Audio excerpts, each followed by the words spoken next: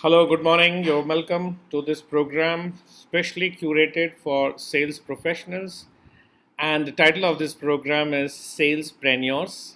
Be the CEO of your markets.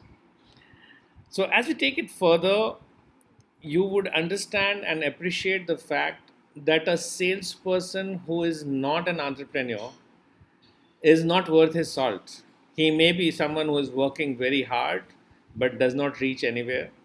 So, a salesperson who has entrepreneurial skills in him is perhaps a better salesperson than others.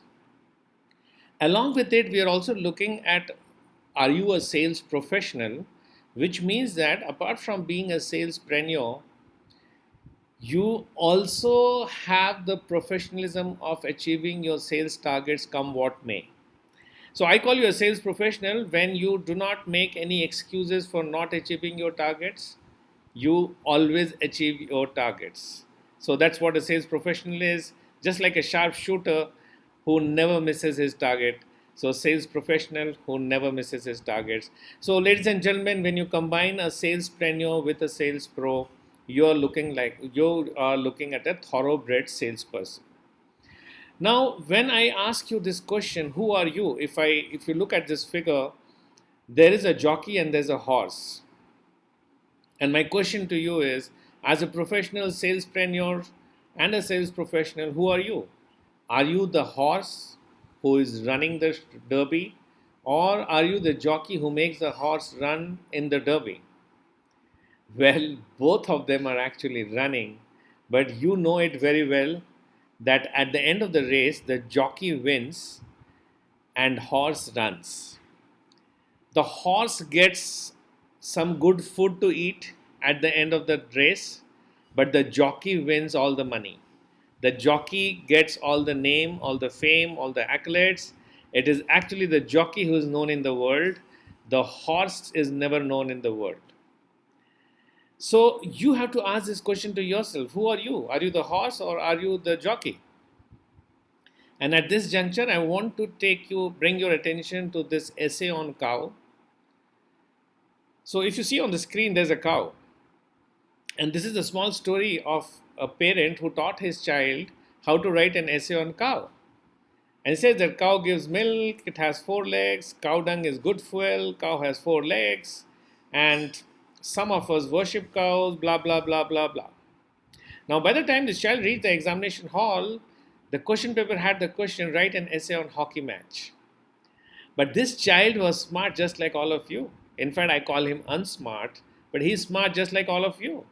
So, what the child did was he started writing an essay that the hockey match started, and the moment the hockey match started, a cow came from outside, and that cow gives milk, that cow has four legs, that cow dung is good fuel, blah, blah, blah. So, as a salesperson, we got to understand that even if our product knowledge is good, even if our understanding of product is good, we should not suffer from the sales cancer which says cow ka essay. So when you're talking to a customer, don't just go and blurt out a guy ka essay, but instead try and understand the customer. So what we're talking here is you must have a science behind the sales that you do. If you only have emotions and if you're only surviving on the basis of the art of selling, you may not be very successful, my dear friend. So, talking about the science of selling, there are three aspects of sales which you must understand and master to begin with. So, first aspect is sales ki Jaat, which basically talks about your DNA of sales. The second is sales ki Vidhi, which talks about a sales funnel. And the third is sales ki Niti, which talks about sales strategy. Now, sales ki Jaat primarily rests on four features. If you have these four features in you, then you can proclaim that the sales DNA is very strong in you. And what are these four features? As a good salesperson, you must know how to talk in ping pong, which means that you should not talk to customer in monologue. So ping, just like table tennis. So moment you ping from one side, there should be a pong from the other side, which means that you should do conversation with the customer. The second is Q&A, which means that whenever anyone asks you a question, the right answer to a question is never an answer. It's always a relevant question. You keep on questioning the customer till such time you get the right answers from the customer. Now, do you do this only when you don't know the answer, or do you do this only also when you know the answer? I would say that you should do this even if you know the answer, because your answer may not be the answer that the customer is looking at. So always do ping pong and always question your customer. Put the relevant questions in the mind of the customer so that when they answer, you know what perspective of the truth they are looking at. And that's where it takes me to PQ level, which means promise quotient level, which is equivalent to promises made divided by promises kept. And then we always say that don't tell the truth in sales, always arrive at the truth in sales. So ping pong, Q&A, PQ level, arrive at the truth. Taken together forms your sales key Jaat. So if I'm trying to check out your sales key Jaat, if you want to test yourself on sales key Jaat, ask these 3 questions to yourself and see how you handle them. When answering these 3 questions, do you follow ping pong? Are you asking the right questions to the customer? And I hope you're not doing the mistake of trying to give the right answer to the customer. You co-create the right answer by arriving at the truth. So those are the 3 questions on which you can test yourself on your sales key Jaat or your sales DNA. And taking it forward, we move to the next science of sales, which is sales key Vidhi, which is all about sales funnel. And sales funnel is all about the SPANCO process, where we speak about suspect, prospect, awareness, need, closing, and order. And we try to do this in the form of numbers, which tells us that why it is called a funnel. Now, if you want to check out whether your funnel is proper or not, or if your knowledge of sales funnel is proper or not, you got to answer these 3 questions to yourself. When does the buyer's buying cycle start? Does it start when he starts looking around for your brand? Or does it start when he starts looking around for the product that you sell? Or does it even start when he starts thinking about a need to fulfill the product that you sell? Ask yourself this question, and that will bring you to an answer that actually the buyer's buying cycle starts the day he starts thinking about your product category, which means that he is invisible to you the day his buying cycle starts. So how do you identify invisible prospects is the second question you need to ask.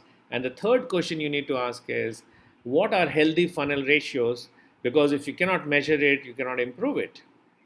So sales ki Jaat, sales ki Vidhi, and followed by sales ki Niti, which stands for sales strategy.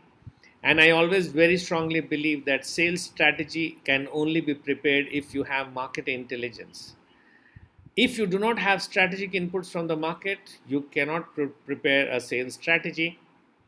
So ask yourself this question: how do you gather your market intelligence, and how do you measure your customers' evolving demand?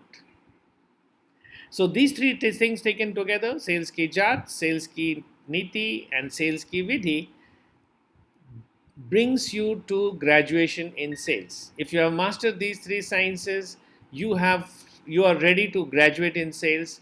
And once you are a graduate in sales, we move on to your post graduation in sales, wherein we say that you got to master the art of storytelling.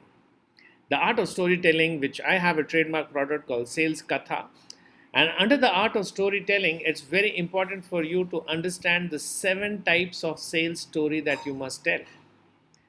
Now, what are the 7 stories that you must learn in sales?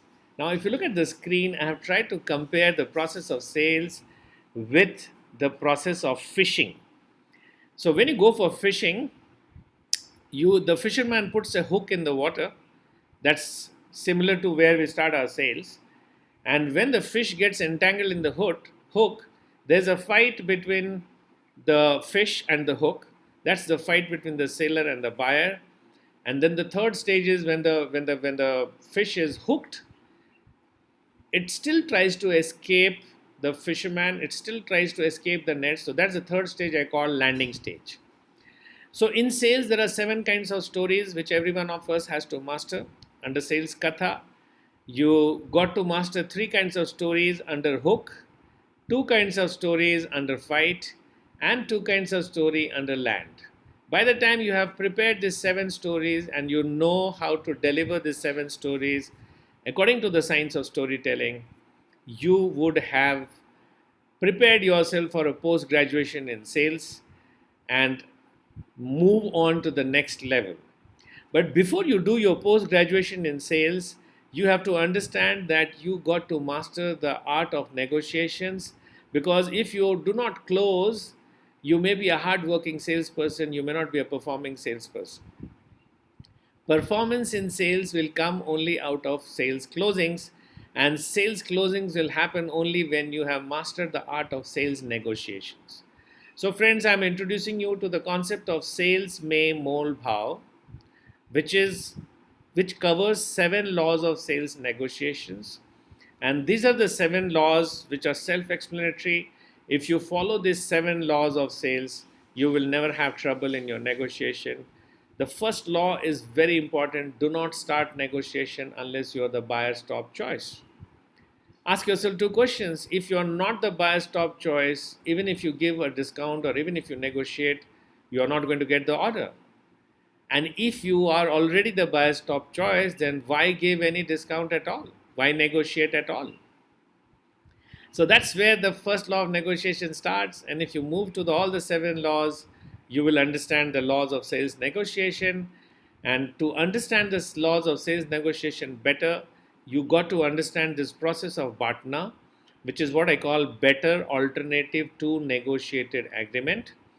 So you have this concept of a seller's BATNA and a buyer's BATNA, and there's this intersection which we call zone of possible agreement. So if your seller's BATNA and buyer's BATNA is able to create a zone of possible agreement, then your negotiation will continue. Otherwise, your negotiation will drop down. For those of you who do not understand ZOPA or BATNA, or if you have heard this concept for the first time, please check out my other videos on a similar topic, and that will take you to the next level. So friends, at the post-graduation level, I'm expecting you to master the art of storytelling. I also expect you to master the art of sales negotiation. And I want you to look at sales Ke Rishte. Because sales Ke Rishte or customer relationship is the final frontier which actually differentiates a great brand from an ordinary brand. Maybe the product of both the brands are same. So these are the 5 levels of customer relationship which you need to understand. So you have a first time customer, you have a repeat customer, a habitual, a loyal, and a lifetime customer. Now, this progression of a customer does not happen on its own. When a person becomes a first time customer by virtue of your selling skills, you got to welcome them with a welcome kit, which is self-explanatory and which makes the customer feel welcome to your company. Having done that, within some amount of time, you have to give a strong reason to the customer, to the first-time customer, to repeat with you. Then you got to maintain a very high customer satisfaction index to convert him into a habitual customer, and you got to practice a very active loyalty program to convert habitual customers to loyal customers, and finally to a lifetime customer, which means that what is the monetary benefit that you can derive from a customer before his death. So sales Ke Rishte, those are the 5 stations that we are looking at in sales Ke Rishte. And to make your sales Ke Rishte very strong, you got to practice 3 formulas. So first formula is MCPC, which stands for more customer per customer. And I'm sure all of you know what is reference selling, cross-selling, and upselling. Taken together, it gives you the MCPC index. Second is MCPT. So if you have a customer of a particular type, so let's say if you're a master batch seller and if you have a PET yarn customer, then every other person who makes PET yarn or who consumes PET yarn is the same type. So when you extrapolate one customer into other customers of similar type and outreach to all those other customers, you are actually practicing MCPT, and this is what will help you in increasing your MCPT density. Taking it further, MMPM, which is more market per market. So this talks about your market penetration within a given geography and market sensing, market intelligence. Essentially, I'm talking about market share analysis. So sales ke rishte, to implement it, practice MCPC, practice MCPT, and practice MMPM. Taken together, you will do great in sales ke rishte. So towards the end, I would like to tell you that jo dikta hai wo bikta hai. So market visibility is very important. If you are a salesperson and if you feel that this is the job of marketing department, or this is the job of marketing coordination or marketing services department, you are mistaken. Marketing services department is supposed to implement it. But whether the market visibility is good enough or not is something that you have to be bothered about, and is something that you have to push for. So raise the red flag in your management if you find that market visibility is poor, because if it is poor, you are the first person who is going to get affected. And daily sales report, very important. I think it's a Bible, it's a Quran, it's the most sacrosanct document for any salesperson. And you should be very clear as to how and why and where the daily sales report is of benefit to you. And if you cannot measure it, you cannot improve it. So sales metrics, everything that you do in sales must have a measure, because if you cannot measure it, you cannot improve it. So everything in sales must have a measurable yardstick, and by the time you have completed all the measurable yardstick, you will know how to improve it and take it to the next level. I would like to summarize, friends, that if you ask me to compress my 38 years of career in sales into one single slide, this is the slide for you. How many new persons of your target group did you tell your story today? How many new persons of your target group did you tell your story today? Because the more number of new persons that you tell your story every day, the more successful you will be. You can see on the screen, more sales calls equal to more sales. So you may be the most intelligent person on earth, but if you don't go and meet new people every day, or new people every week or every month, you may be on your downslide. So MNOC, which is minimum number of new contacts per day, is a very sacrosanct figure for me. So please follow that MNOC. So towards the end, you can see if you want to become a salespreneur and if you want to run your market like the CEO of your market, you got to understand the nuances of sales ki Jaat. You got to use the sales ki Vidhi and sales ki Niti and sales Katha and sales Molbhav to finally win the customer. And once you have won the customer through this more calls equal to more sales, you got to master the art of sales Ke Rishte, so that you are able to take the customer through those 5 levels that we spoke about earlier, and you are able to monetize the lifetime value of the customer. Any marketer or any salesperson who is able to monetize the lifetime value of the customer is always a great salesperson. So with that, I end my talk today. Ladies and gentlemen, those are my social media handles.